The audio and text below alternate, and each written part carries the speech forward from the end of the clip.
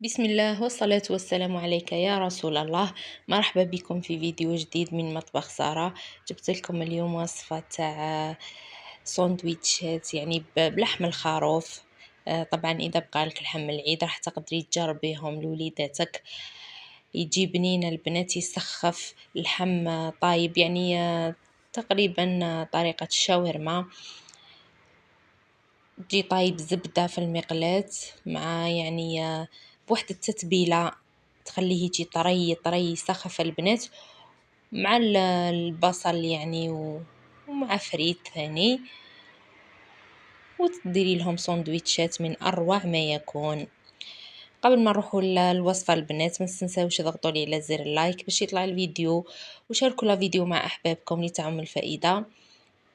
والمشتركين اللي دخلوا جدد نرحب بهم ونقول لهم مرحبا بكم، ان شاء الله يعني يعجبوكم الفيديوهات، وما تنسوش تضغطوا على زر الجرس باش يلحقكم كل جديد ان شاء الله. نروحوا للوصفه تاعنا البنات. عندي انا قطعه تاع لحم هكذا تاع الخروف. طبعا هذه أنا القطعه نحيتها من الفخذ.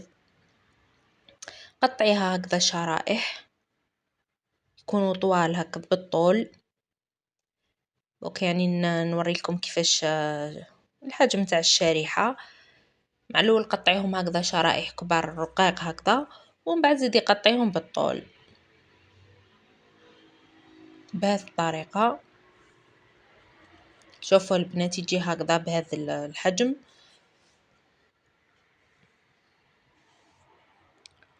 نجيب هنايا انا حندير يعني طول في البورتمونجي نتبلو ونحطه في الثلاجه يتشبع من التوابل. انتي ديري فاش حبيتي، تحبي ديري فيه ريسيبيون ديري وغطيه بالبابي فيلم. حطيت عليه هنايا، حطيت اللحم هذاك في البورتمونجي، حطيت عليه كميه من الملح، وحطيت عليه حوالي 2 فصوص ثوم مرحي، فلفل اسود وفلفل احمر، وحطيت شويه كزبر مرحي. طبعا ديري رشه رشه يعني على حسب كميه اللحم اللي راك تشوفينها كيف ندير، على حسب يعني هكذاك حوالي ربع ملعقه. درت ثاني رشه تاع كركم ورشه تاع راس الحانوت. طبعا هذا التتبيله هذه راح تقولوا لي يعني، وهنا درت ثاني البنات توابل الشاورما اللي عندها يعني ديرهم، اللي ما عندهاش معليش استغنى عليهم. وعصرت حبه قارصه صغيره، يعني كانت عندي حبه قارصه صغيره قسمتها على زوج وعصرتها. اللي ما عندهاش القارص تقدر دير ملعقه تاع الخل. هذا القارص البنات ولا الخل راح يخليه يولي طري، من بعد كي يطيب لنا يجي طري. قلت لكم راح تقولوا لي يعني اللحم كي تتبليه تروح البنه تاعو. طبعا كاين وصفات اخرى ما تتبليش فيها اللحم وتخليه غير ملح وفلفل اسود وطعمي الطعم تاع اللحم. هنا يعني انا درت طريقه اخرى، يعني درت اللحم يجي متبل مشبع توابل. زدت عليهم البنات 2 ملاعق زيت وربع كاس تاع ماء، خلطهم مليح مع بعضهم، نغطيهم وحطهم في الثلاجه حوالي ساعتين. اذا عندك الوقت يعني خليهم، اذا ما عندكش الوقت معليش ديريهم طول.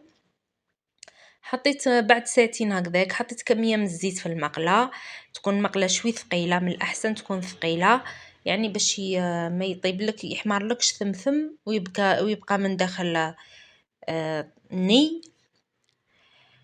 حطيت كميه من الزيت حوالي 4 ملاعق زيت هكذاك، وفرغت فيهم اللحم تاعي. النار هنا راهي عاليه، يعني خلي النار عاليه، هو يعني ما تخلي النار عاليه راح يطلق الماء تاعو، ما عليه من بعد راه يتبخر هذاك الماء وينشف.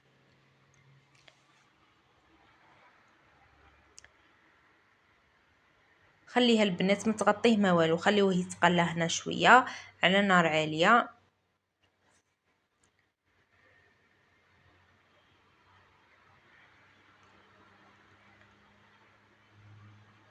جيت هنا نحرك فيه بدا يطلق في الماء تاعو.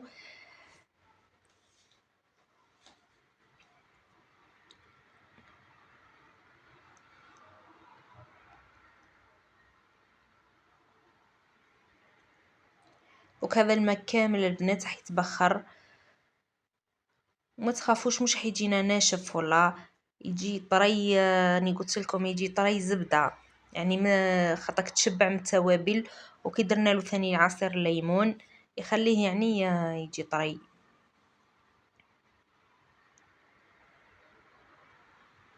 هنا غطيه وخليه يطيب، نقصي النار وخليه يطيب، يبدا هذاك الماء تاعو يتبخر. شوفوا يعني بعد ما تبخر الماء هذاك، تحمر لنا شويه. شوفوا كيفاه خذا اللون هذا الذهبي.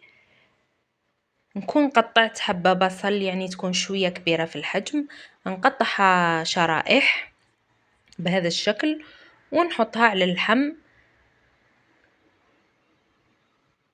هنا اللحم تاعي راه طايب 80% يعني، دوقت انا هكذا حبة البنات لقيتو طايب مليح. يزيد شوية برك هكذا مع البصلة وخلاص. شوفوا هنا راني منقصة للنار، حركت هذيك البصلة خلطتها معاه مليح، من بعد نغطيها ونخليها حتى تذبل ذبال وتدي البنة تاع اللحم وهو يدي البنة تاعها وتطلق لنا هكذا شويه صوص صغير هكذا، شويه باك صوص البنات. طبعا هنا لاصوص ما جاتنيش بزاف، ومن بعد نزيد لها حوالي ربع كاس هكذاك خاطر تولي تنشف.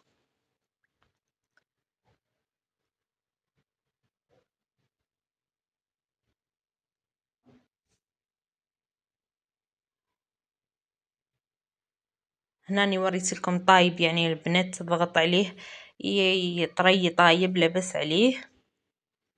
قولش يعني كي درتو في المقله مش راح يطيب. هنا راني ضفت حوالي ربع كاس فقط يعني باش تجيني هذيك لاصوص هكذا خفيفه، خاطر من بعد نزيد نضيف معاه الفريت.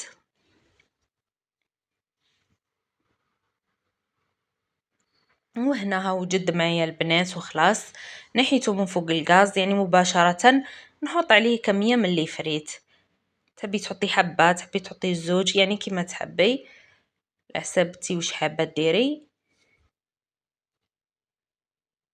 راكم تشوفوا البنات يعني في الحجم تاع اللحم تقلص، لكن راح يدير لكم يعني عدة سندويتشات يعني مشبع يعني ما شاء الله، مع سورتو كي زدنا زكيناه مع الفريت. نجيب هنا الخبز تاعي، هنا يعني واجد الحشو تاعي. نجيب الخبز تاعي، انا درت شويه هريسه شويه تاع المايونيز،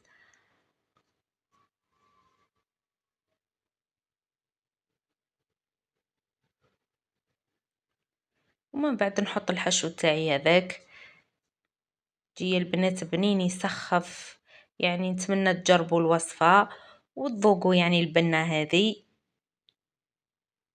على بالي راهم كامل عندكم يعني لحم العيد، تقدروا تجربوها يعني في بلاصة ما نطيبوها غير يعني في المرقة ولا في الكوكوطة ولا نوعوا شوية يعني.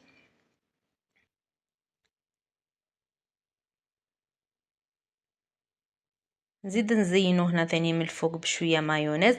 اللي تحب دير المعدنوس دير المعدنوس، انا وليداتي ما يحبوهش البنات هكذاك يعني في لي ساندويتش هكذا ما يحبوهش وخلاص.